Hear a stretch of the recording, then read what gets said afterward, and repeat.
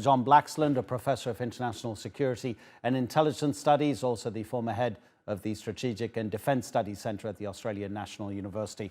John, thank you so much for your time. This idea that Vladimir Putin is listening to Patriarch Kirill, does it lend itself even more to the theory that possibly Vladimir Putin is fighting some sort of holy war because Kirill had given him some kind of permission regarding his position as the Patriarch of the Orthodox Church in Russia to carry out this war?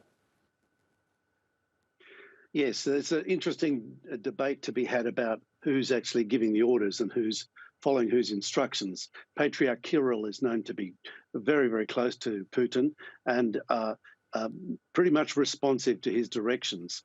So the call for the ceasefire plays into the rhetoric that Putin requires for a further demonization of Ukraine as being apostate, as being unfaithful, as being unchristian, and of the moral cause of Russia being superior and warranting a further doubling down of Putin's plans for 2023, which from all accounts points to additional call out, or if not conscription, of young men to serve in Ukraine, pretty much as additional cannon fodder. The reputation of those conscripts, of those national servicemen, has been atrocious so far. We know we've seen many of them killed in response to compromises of operational security, additional reports of soldiers with very low morale.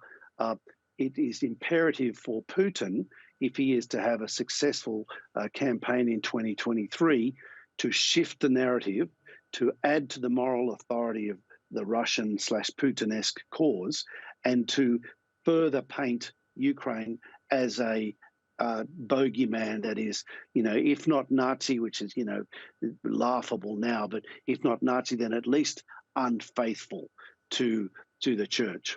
And, this is the greatest irony, the former KGB, senior talking in these kind of terms about holy war. It's just, it's farcical if it wasn't so tragic. Yeah, it's bizarre, isn't it, given the history of the Soviet Union and how it treated religious beliefs. Do you think there's any possibility that Volodymyr Zelenskyy may have made a mistake in not accepting the ceasefire? At least if someone can influence Vladimir Putin in the way Kirill has, it might indicate that somebody else could also influence him in that sort of way. If Zelenskyy had accepted the ceasefire, maybe it would have showed that there's room for some kind of maneuver? So I actually think what's required now is for the Ukrainians to exercise vigilance and restraint, because the Russians will be looking for excuses to accuse them of excess of irreligious and apostate behavior. So there'll be, this calls for very close study of Russian actions during this time, and the pooling of open material, open source reporting to actually put the light on the Russian activity during this so-called period of a ceasefire. I suspect this is all smoke and mirrors, if you like. It's all posturing, and that this is well likely to be an opportunity, as other reporters have indicated, of a pre-positioning, of a reinforcing, and of a respite for the Russians to enable them to surge after the Christmas period. You mentioned about conscripts being sent to their deaths. Do you think that that's a realistic way forward for Vladimir Putin? Can he continue to send new soldiers to the front lines? If it was a question of the number of soldiers, well, you'd imagine that Russia would probably win simply because of the size of their army. But of course, you've got the Western weapons, which are effectively countering any Russian advances. Those weapons that the West is supplying, do you think in the back of their mind the West is thinking, look, let's just get to the stage where we convince Vladimir Putin that he won't achieve a victory, and that way he'll start to think about how to get out of the war?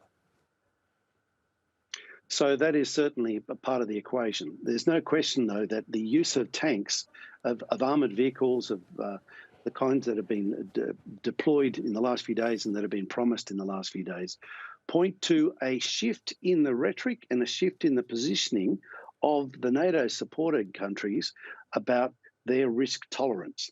There is now a recognition that this is not going to change anytime soon, that the Russians are preparing for a long campaign, and that if Ukraine is to avoid significant setbacks, it needs reinforcing. We have seen that the former Soviet equipment, a lot of the old Warsaw Pact armoured vehicles and tanks, are reaching the end of their life, if you like. They're running out of ammunition, they're becoming unserviceable. The resupply and the reinforcement from Western equipment is becoming all the more important.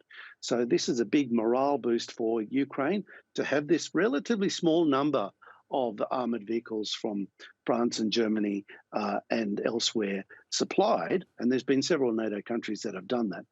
But this has to actually ratchet up from here if Ukraine is going to be able to sustain its operations.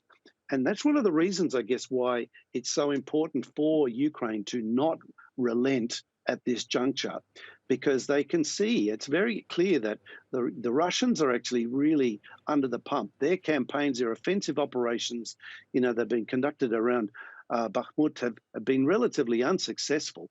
And that is in large part because they've run out of morale, they've run out of momentum, they've run out of spare parts, and they're running low on ammunition. Now, that can get resupplied over time. But at the moment, the Ukrainians, I think, are in a position to press on. But, the balance of power is fairly fine at the moment.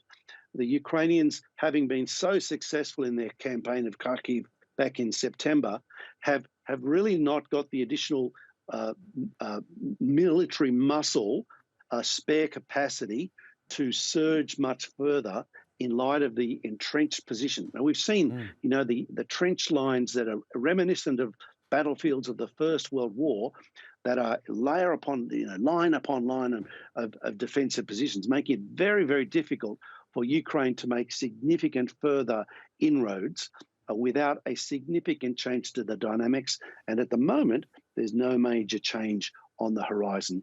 So that reinforcement, the resupply, of course, additional supply of HIMARS, rocket systems, but also additional armoured vehicles and tanks is going to be critical if Ukraine is going to be able to maintain its momentum and force the Russians to a negotiating position that is a reasonable one beyond the extreme, greedy, Putin-esque view of what negotiations should look like.